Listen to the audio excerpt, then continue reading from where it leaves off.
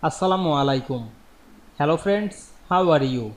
Welcome back to my another video.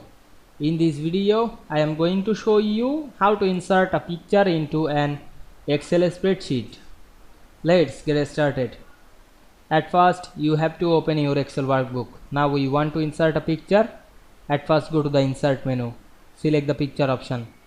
Then choose picture from your file.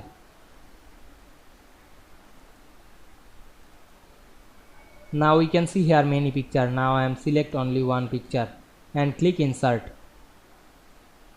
Now we can see we insert a picture to this spreadsheet easily. You can resize this. You can resize the picture, otherwise move anywhere. You can add the effect of picture. Select the picture and go to the picture format menu. We can see here many effect of picture.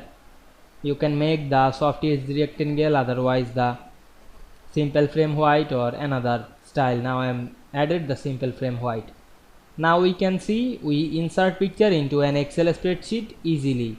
I hope you enjoyed my video. Please like, comment, share and subscribe my channel. Thanks for watching.